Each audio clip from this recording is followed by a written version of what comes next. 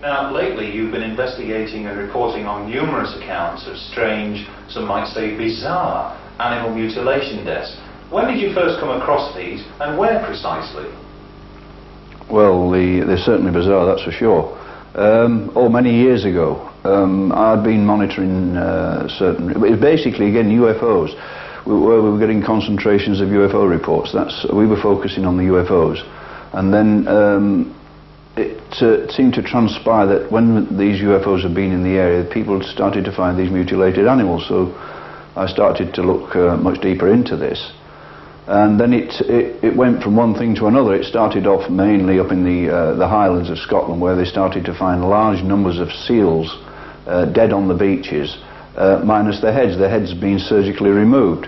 And I spoke to the police up there, I spoke to the veterinaries who did the autopsies on these bodies, and everybody was baffled. On one occasion they found 40 seals dead on a beach, a dry beach. And the vet said every one of the seals had had their head removed in a very precise surgical manner. In fact, every head had been cut off, and the actual knife or whatever instrument was used cut between the same vertebra on every animal. And the thing that was very predominant in all these cases was that there was a total blood loss from the bodies. When I say blood loss, the blood had apparently disappeared from the carcasses. There was never any sign of blood on the ground. Like with the seals, there was no sign of any blood on the beaches. There was no sign of any blood on the ground where the animals had been killed. They had a hole in their head, and it appeared that the blood had been drained out of the bodies through this hole until the carcasses were totally dry of blood. But also the brain and spinal cord was missing from some of these animals through a very, very small hole. And just that fact alone made the vet say, well, how can something do something like this?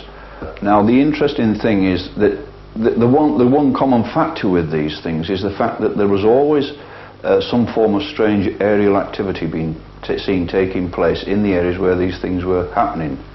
Obviously, this is what drew me towards it. Now, there was all sorts of things. There was one where 40 pigs were killed in one field overnight.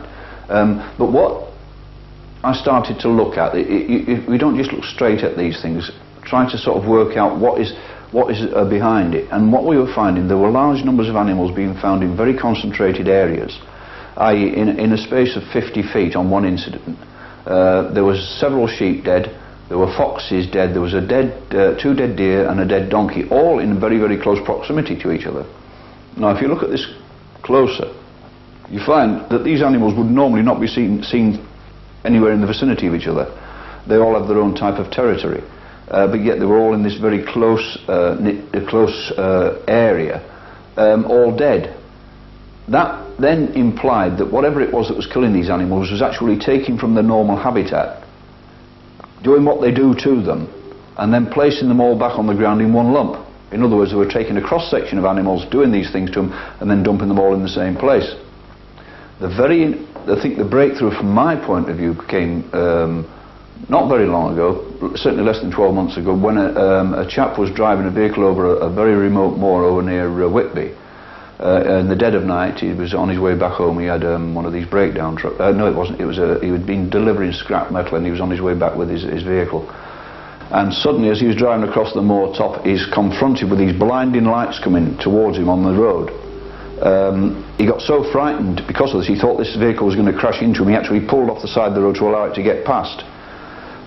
This thing shot past him, and then when it had gone past, of course, he pulls back onto the road and starts to drive. But he'd only gone 50 or 60 feet further down the road, and he had to stop again because there were all the dead animals lying in the road.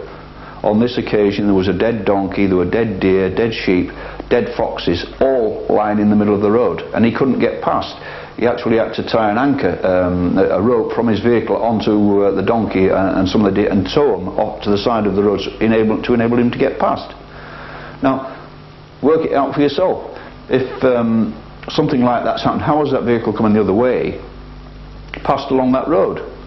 And I am totally convinced now that this thing wasn't on the road surface, probably just above the road surface after initially dumping these things and then shooting away. Following on from that some form of predator might be at work here and responsible for these horrendous mutilations. What are we to make of this? I honestly and truly believe, and I've gone into this animal mutilation in great depth, believe me, I honestly believe that there is a predator out there. But I believe more than one? Oh, difficult to say, but I mean, if it's covering us on a global basis as it is, I would certainly suggest there's more than one, because it's happening all over the world. But the thing is, when I say predator, I don't think it's a predator by any concept we understand. I think this is something, when we tend to talk alien, I think this is alien to anything we really understand. It might be something which travels in the invisibility zone. Let's be right, there are things that we can't see, i.e. we can't see infrared, but it's there. These things may travel in these zones. They may be invisible to the naked eye, they may come and do what they do, and we aren't going to see them if they're there anyway. We just don't know. The $64,000 question is, why are they doing it? And I know there have been various reports from various parts of the world that it's just possible that it could have involved odd humans here and there, but I'm not going to go into that.